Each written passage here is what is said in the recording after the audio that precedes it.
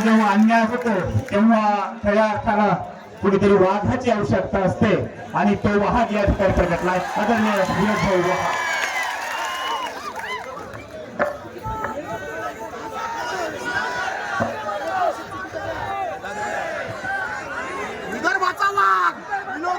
छत्रपती शिवाजी महाराज की जय जिजाऊ, जय जिजाऊ.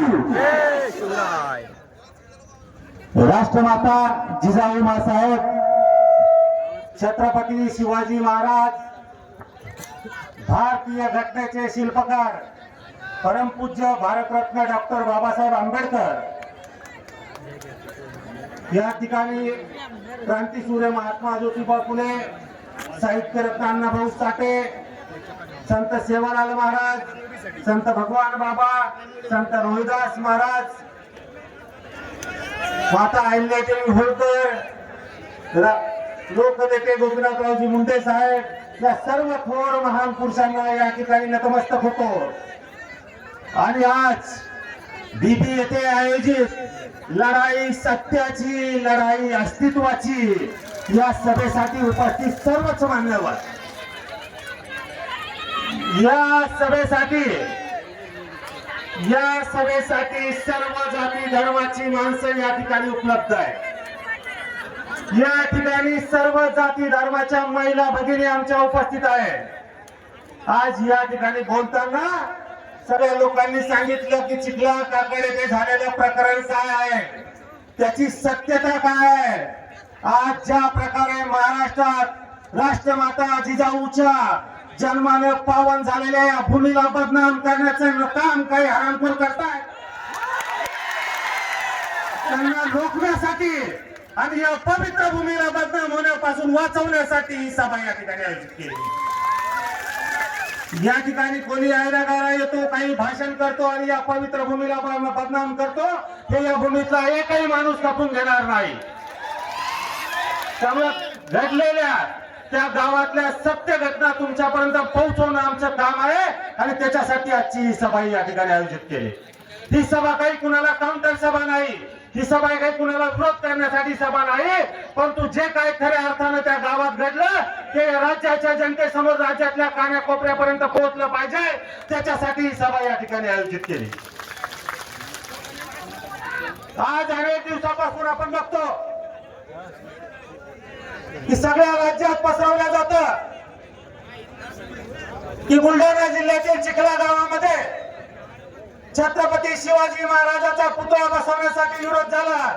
7 कोट या ठिकाणी छत्रपती शिवाजी महाराज तुमची आमची सगळ्यांची अस्मिता आहे. छत्रपती शिवाजी महाराज कुणी एका जातीपातीचे नाही, ते आपल्या सगळ्या महाराष्ट्रातले तमाम महाराष्ट्रातल्या जनतेचे या ठिकाणी आदर्श आहे. म्हणून छत्रपती शिवाजी महाराजांचे संस्कार, त्यांचे विचार आम्ही अंगात घेऊन, विचारात घेऊन या ठिकाणी काम करतो. आम्ही आमच्या आयुष्यातली सामाजिक राजकीय जी काही लढाई लढली असेल ती छत्रपती शिवाजी महाराजांच्या विचारानं त्या ठिकाणी लढली.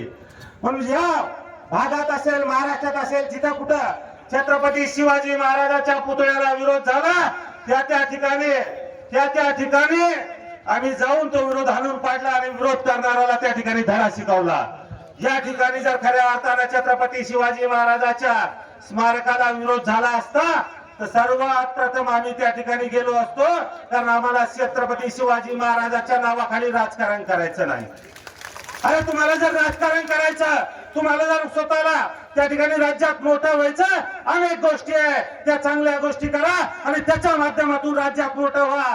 परंतु छत्रपती शिवरायाच्या आडवून राजकारण करून तुम्ही मोठं होण्याचा प्रयत्न करू नका आणि छत्रपती शिवरायाला लहान दाखवण्याचा कमीपणा सुद्धा त्या ठिकाणी करू नका.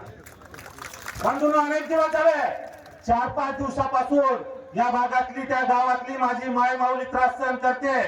त्या भागातला प्रत्येक माणूस त्रास सहन करतो आणि सोशल मीडियावर काही भामटे काय बोलतात की अरे एखाद्या माय माऊलीचे जर कपडे फाडले तर तुम्ही गप्प बसणार का, तशा आरोपीला पाठिंबा देणार का.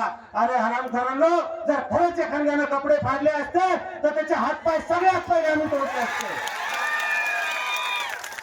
परंतु ती सत्यता काय, कपडे कोणी फाडले, कसे फाडले, त्याचे व्हिडिओ सगळे माझ्याकडे या ठिकाणी उपलब्ध आहे. सगळे व्हिडिओ उपलब्ध आहे. मी पोलीस प्रशासनाला सांगतो, तर तुम्हाला सांगतो, पोलीस प्रशासनाचा आणि आमचा वाद नाही. उलट पोलीस प्रशासन ज्या पद्धतीने काम करत आहे आम्ही तुमच्या पाठीशी आहे, परंतु या ठिकाणी दादागिरी बघा. पोलीस प्रशासनाला सुद्धा काम करू द्यायचं नाही, नियमाने बोलू द्यायचं नाही, खरं बोलू द्यायचं नाही, आणि आम्ही म्हणू तसाच बोला, आम्ही म्हणू तशाच का गुन्हे दाखल करा, आणि काय तर ती पोरगी सांगून तशाच केसेस लागल्या पाहिजे. असं कसं जमणार? हा कायदा तुमच्या आमच्या बापाचा नाही, आपल्या सगळ्यांचा बाप डॉक्टर भीमरावजी आंबेडकर यांनी त्या ठिकाणी कायदा लिहिला आणि त्या कायद्यावर हा राज्याने देत चालतो. त्यामुळे गुन्हे दाखल होतील तर आपल्या परमपूज्य डॉक्टर बाबासाहेब आंबेडकरांच्या कायद्याने दाखल होईल, तर जरांच्या फिरांग्याच्या सांगण्यानं होणार नाही.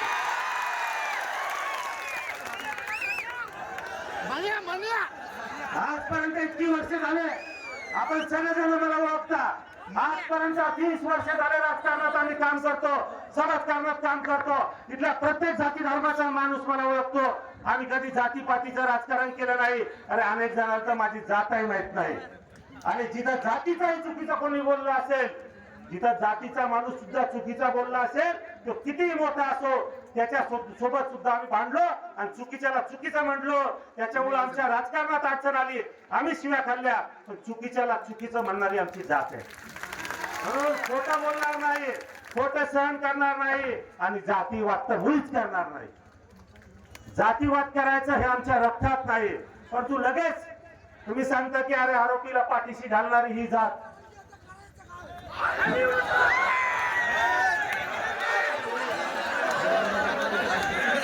त्याला थांबा, कुणाला खाली त्याच्या खाली मुटकं वर पाय कसं करायचं या ठिकाणी सांगितल्याप्रमाणे ही विदर्भाची जनता करणार आहे. या विदर्भाच्या जनतेच्या मनगटात ती ताकद आहे. म्हणून त्यांना सांगतो, बाबा तुम्हाला जे काय राजकारण करायचं, जे काय जातीवाद करायचा, तुम्हाला तिकडे पसरवा. या जिजाऊच्या पावनभूमीत येऊन जर जातीपातीच्या भानगडीत पडाल तर इथून परत वापस जाणार नाही. अशा पद्धतीचा इशारा सुद्धा आम्ही त्या ठिकाणी तुम्हाला देतो. आणि काय तुम्ही आम्हाला म्हणता की महिलांवर अत्याचार केले, तुम्ही आम्हाला सांगता महिलाचे कपडे फाडले. अरे ग्रामीण भागात आमच्या त्या चिखल्यामध्ये राहणाऱ्या जर काही महिला नाही का, माझ्या सगळ्या लोकांना विनंती आहे, फेसबुक लाईव्ह करा. प्रत्येकानं आपला आपला मोबाईल काढा आणि फेसबुक लाईव्ह करा, सोशल मीडिया लाईव्ह करा आणि दाखवा त्या इथं बसलेल्या महिला नाही का, आता इथं बसलेल्या महिला नाहीत का, यांच्या घरावर गेल्या जाता, यांच्या घरावर दगड फेकता, यांना एकटीला बाहेर पकडून जाताना मारता. हा महिलांवर अत्याचार नाही का? मग तुम्ही बोलत असताना त्या ठिकाणी खरी माहिती घेतली पाहिजे. अरे जरांगे, ज्यावेळेस तुम्ही एखाद्या विषयात चांगलं बोलला असेल तर आम्ही सांगितलं की जरांगे चांगला बोलला, पण जर तुम्ही कुठेही उठसूट काही बोलत असेल मग मात्र जरांगेची काय होणार नाही. ज्याचा काही संबंध नाही त्या बीडच्या राजकारणाचा विषय तुम्ही इथे आणला. काय संबंध आहे तो बीडच्या राजकारणाचा इथं? म्हणजे याचा अर्थ आपण सगळेजण ठरवून या ठिकाणी करतायत आणि हे सगळ्या ठरवून चालणाऱ्या गोष्टी या ठिकाणी आम्ही खपवून घेतल्या जाणार. म्हणून पोलीस प्रशासनाला मी सांगत होतो की गुन्हे दाखल करताना टाळी एका हातानं वाजत नाही. भांडण त्या ठिकाणी झालं, परंतु कुठल्याही पुरुषानं त्या ठिकाणी त्या बाईच्या कपड्याला हात लावला नाही, अंगाला हात लावला नाही. हे तुम्हालाही माहिती आहे, या भागातल्या सगळ्या जाती धर्माच्या लोकांना माहिती आहे. मराठा समाजाच्या अनेक माणसाचे मला फोन आले, त्यांचं नंबर सगळे या ठिकाणी आहे, ते दाखवू शकतो. त्यांनी तर सांगितलं होतं, भाऊ सभेत दाखवा की आम्हाला माहिती आहे सत्य परिस्थिती काय. आणि त्यांना हा विरोधात सुद्धा माहिती की जातीपातीचं राजकारण आम्ही कधी करत नाही. म्हणून सत्यता सगळ्यांना माहित आहे. तिथला DVR साहेब तुम्ही तपासा, तिथला DVR ताब्यात घ्या, त्यामध्ये सीसीटीव्ही फुटेज मध्ये सगळे सत्य गोष्ट त्या ठिकाणी आहे. तो DVR त्या ठिकाणी ज्यावेळेस आपण पाठवू सगळी सत्य गोष्टी समोर येईल. अरे भाई, तू पंतप्रधान होय, जिल्हा परिषद सदस्यच काय, अजून राष्ट्रपती होय, अमेरिकेचे राष्ट्रपती. पण असं छत्रपती शिवरायांच्या आडून राजकारण करून आणि एखाद्या समाजाला बदनाम करून बाई मोठं होऊ नको. कशासाठी हे धंदे करतो? लढायची असेल तुला जिल्हा परिषद, काही देणं घेणं नाही, लढ, खुशाल लढ. परंतु अशा पद्धतीनं आणि अजून बऱ्याच गोष्टी त्या ठिकाणी आपल्याला माहित आहे. पण मी आज बोलणार नाही, परंतु एक गोष्ट सांगतो, ही काही शेवटची सभा नाही, ही काही शेवटची सभा नाही. ज्या ज्या वेळेस वेळ येईल त्यावेळेस पुढची सभा जर घेऊ तर मग मी एवढं काही बोलन की मग मात्र अवघड होईल. त्यामुळे ती वेळ कृपया आमच्यावर आणू नये. सत्य बाहेर काढायला आणखी लावू नये. ज्यावेळेस सत्य आम्ही मांडू तोंड दाखवणं त्या ठिकाणी मुश्किल होईल. म्हणून हा तुम्हाला इशारा समजा. इशारा द्यायचं काम आणि ठेका फक्त जरांगेला दिला नाही, आम्हाला इशारा देता येतो आणि पूर्णही करता येतो. त्या ठिकाणी ठाणेदार पाटील साहेब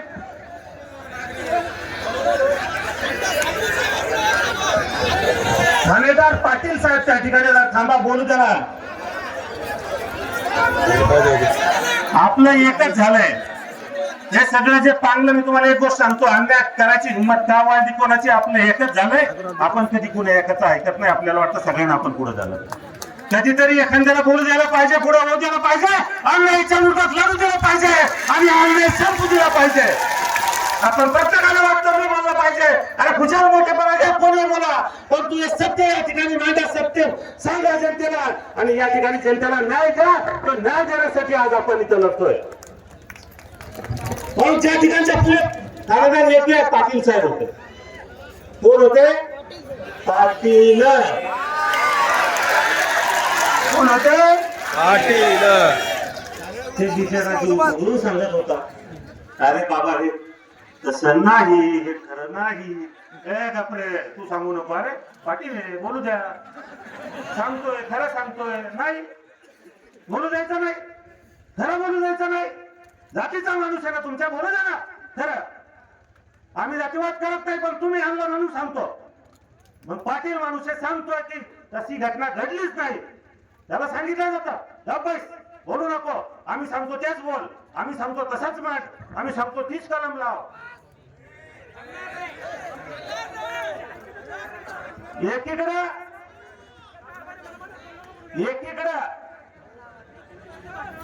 एकीकडे सांगितलं जातं की जरांगे ज्यावेळेस स्टेजवर येताना, प्रकाश भाऊ भगवान बसुले जरांगे स्टेजवर येताना सांगतो, अरे माझ्या दोन्ही किडन्या गेल्या, मला धरून चालवावं लागतं.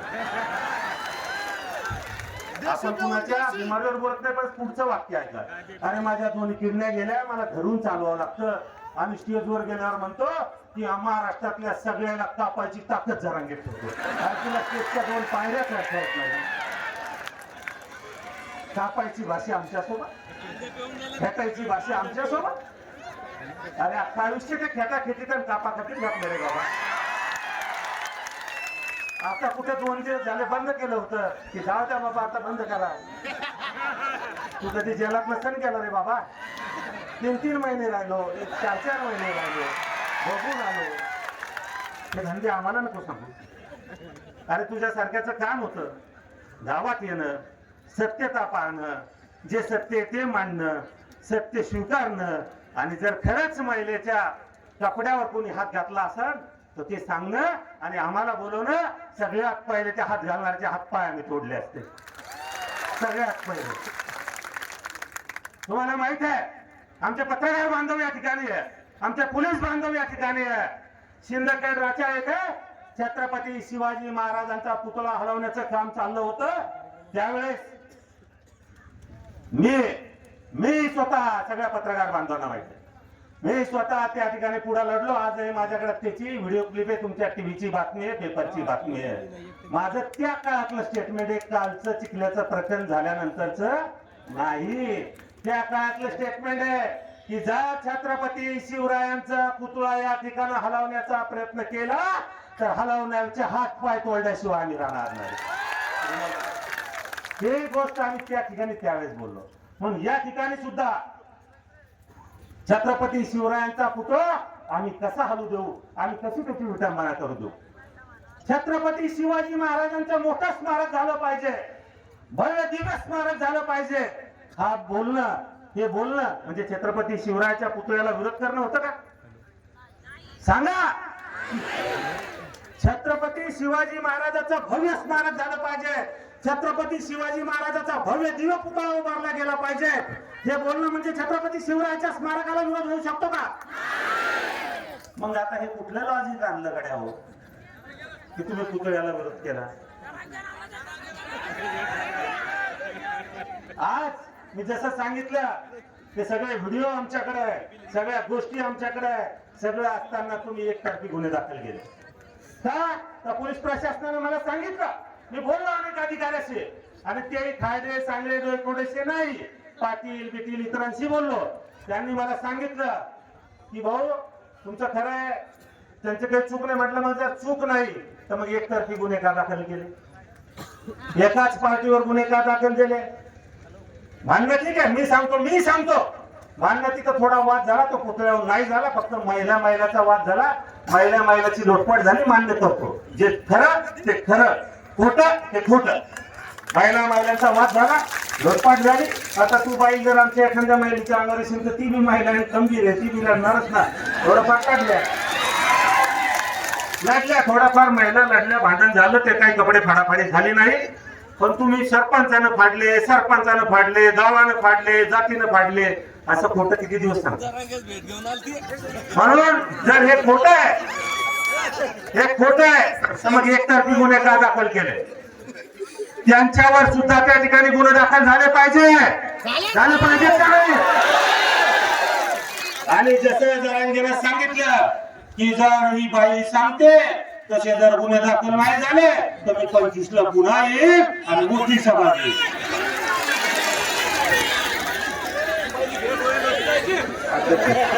आता मी तुम्हाला सांगतो, पोलीस प्रशासनाला प्रेमानं सांगतो, जरांगे सारख्या धमकीनं सांगत नाही. साहेब आता जर खऱ्या त्या गुन्ह्याची, त्या प्रकरणाची चौकशी करून खऱ्या आरोपीवर आणि ज्यांनी खोटं कमांड रचलं त्यांच्यावर जर गुन्हे दाखल झाले नाही तर जरांगेला म्हणा तू 25ला सभा घे, त्याच्या समोर मी सभा घेतो मोठी.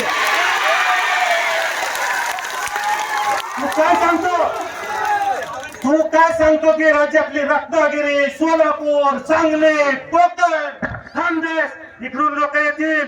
अरे जातीवाद कधी केला नाही, या ठिकाणच्या सगळ्या जातीचे लोक येतील. पण तू जर जातीचे जागायचे असले, राजस्थान, कर्नाटक, आंध्र प्रदेश, तामिळनाडू, छत्तीसगड, राज्याच्या नाही बाबा, देशाच्या का नाही वापरत? आणि मग कसं होईल?